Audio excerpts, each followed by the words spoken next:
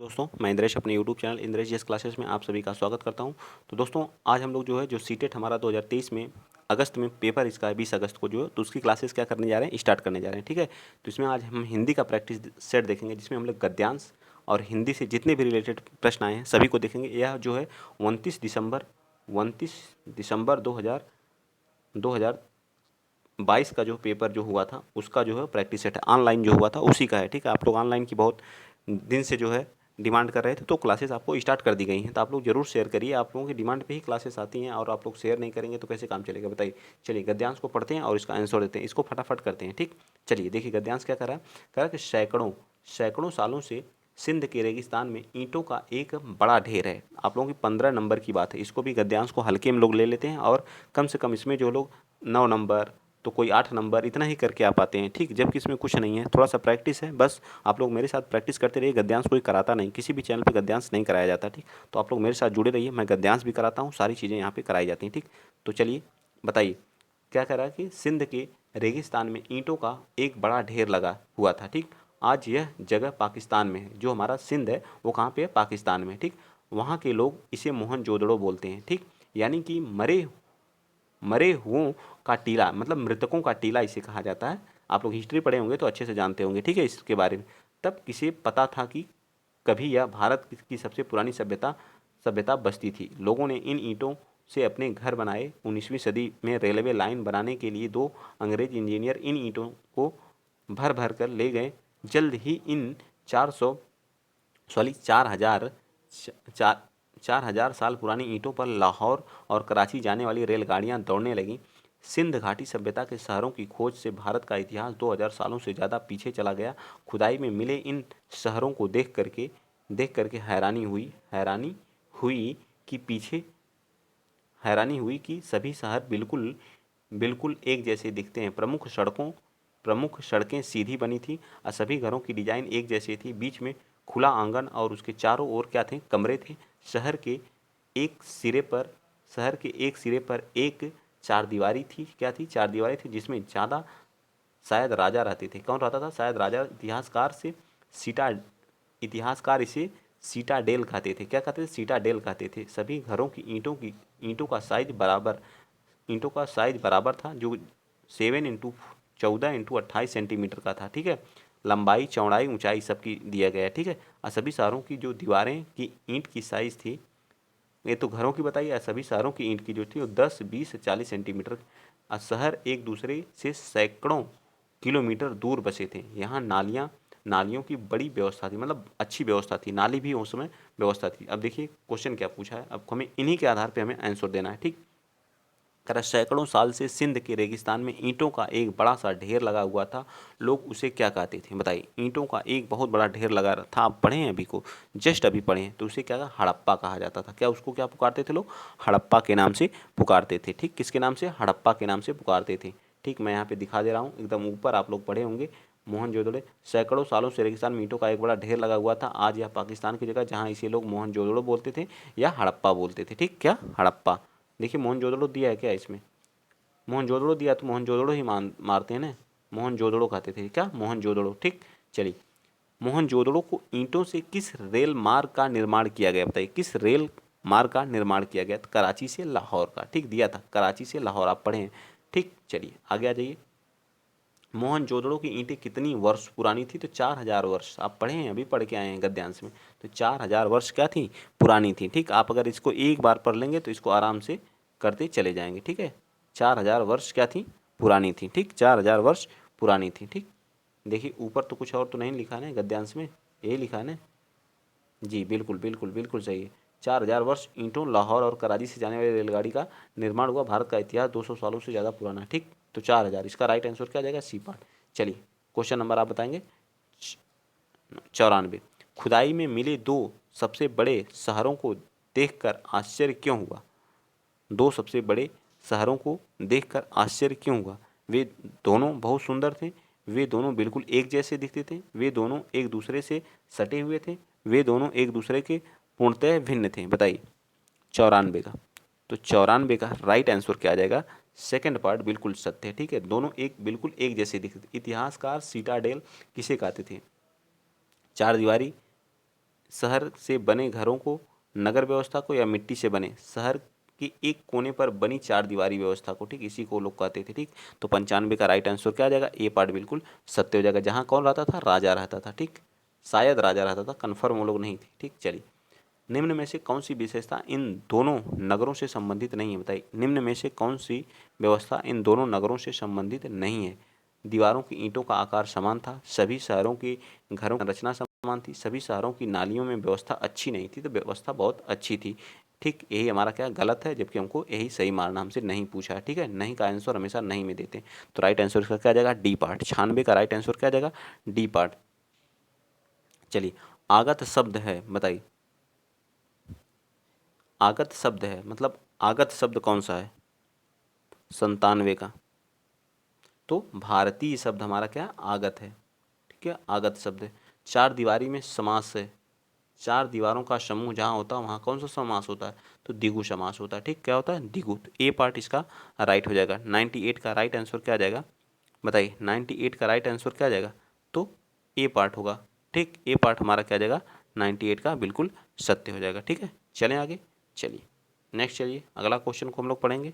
अगला क्वेश्चन देखिए क्या कर रहा है, बताइए। अगला क्वेश्चन बताइए आप लोग।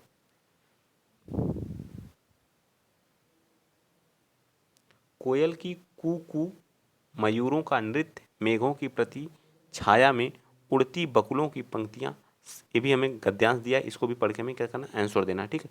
शरद ऋतु का निरंध्र गगन, वसंत ऋतु में लहराते पत्ते और अनेक रंगों की छटा बिखेरते पुष्प भंवरों की गुनगुन, सभी हमारे मन प्राणों को पुलकित कर देते।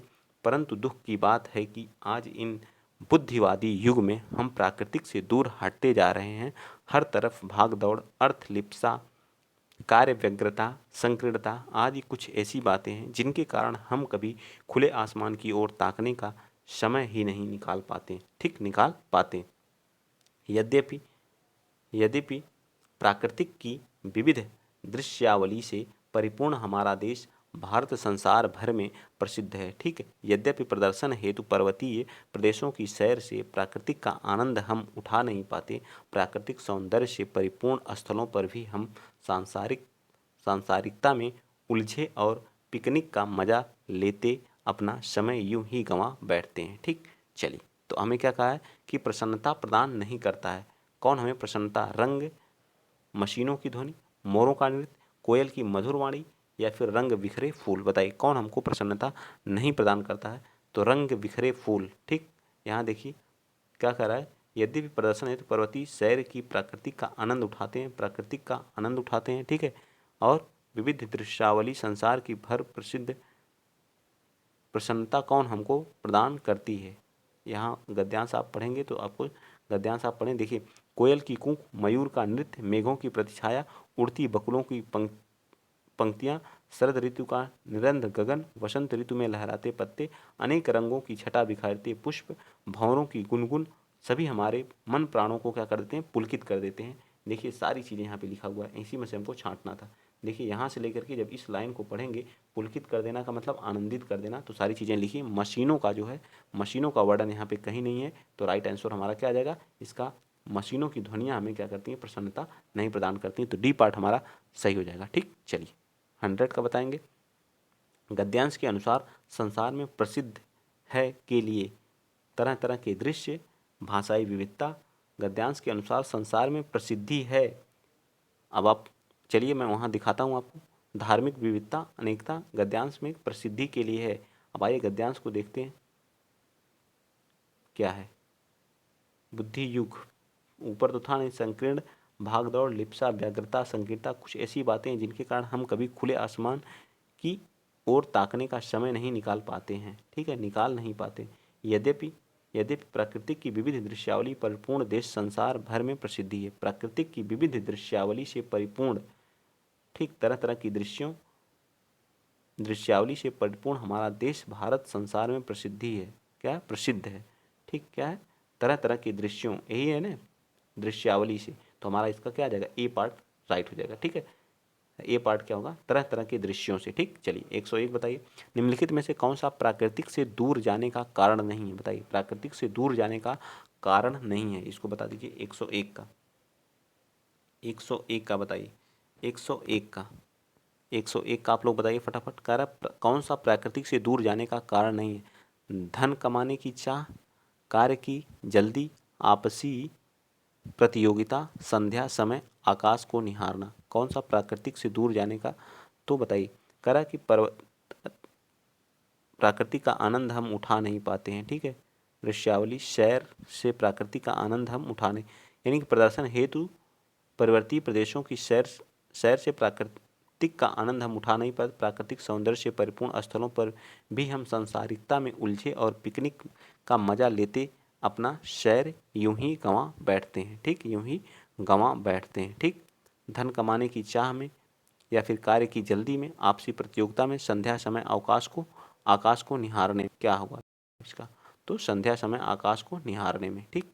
चलिए, कोलाहल बताइए, कोलाहल भरा वातावरण, महानगरों की व्यस्तता, बताइए इसका राइट आंसर क्या होगा। खुले आसमान की ओर ताकने का समय ही नहीं है निकाल पाते हैं, वाक्य का भाव है। महानगरीय व्यस्तताओं के कारण हम आसमान के नीचे नहीं बैठ पाते हैं, महानगर इमारतों के कारण हम खुला आसमान दिखाई नहीं देता है। या थर्ड पार्ट का रहा, महानगरीय व्यवस्था और शोर भरे वातावरण के कारण हम प्रकृति का आनंद लेने के लिए समय नहीं निकाल पाते, महानगरीय व्यस्तताओं के बावजूद हम प्रकृति का आनंद लेने के लिए समय निकाल पाते। कौन सा इसका क्या हो जाएगा, ताकने का समय ही नहीं है, संकीर्ण आदि कुछ ऐसी जिनके कारण हम कोलाहल, हाँ इसका राइट आंसर क्या आ जाएगा, ये शोर और महानगरी, तो थर्ड पार्ट इसका क्या आ जाएगा, राइट आ जाएगा। 102 का राइट आंसर क्या आ जाएगा, थर्ड पार्ट, ठीक। चलिए आगे आ जाइए, क्वेश्चन नंबर 103, प्राकृतिक की ओर संकेत करने वाला शब्द नहीं है, बताइए शब्द नहीं है पूछा। कलपुर्जे, खुला आसमान, शरद ऋतु, बिखरते पुष्प या कलपुर्जे, यही नहीं, कलपुर्जे नहीं है, ठीक है। 103 का राइट आंसर क्या आ जाएगा, 103 का राइट आंसर यही हमारा राइट आ जाएगा। चलिए, भाग दौड़ में समास कौन है, भाग और दौड़, तो क्या हो जाएगा, द्वंद्व समास हो जाएगा, क्या हो जाएगा, द्वंद्व समास हो जाएगा, ठीक है। चलिए नेक्स्ट बताइए 105 का, प्रदर्शन में उपसर्ग है, प्रदर्शन, दर्शन, तो प्र लगा इसमें, ठीक। तो क्या आ जाएगा इसका राइट आंसर हमारा क्या आ जाएगा, बी पार्ट बिल्कुल सत्य हो जाएगा 105 का, ठीक। 105 का राइट आंसर क्या आ जाएगा, बी पार्ट बिल्कुल सत्य हो जाएगा, ठीक है। तो आज के लिए इतना ही, हम लोग सिर्फ गद्यांश किए हैं, बाकी जो क्वेश्चन बचे उनको कल करेंगे, ठीक। तो आप लोग वीडियो को शेयर करते जाइएगा, चैनल को सब्सक्राइब कर लीजिएगा, इसी तरह का वीडियो आपको मिलता रहेगा, ठीक। तो जय हिंद, जय भारत।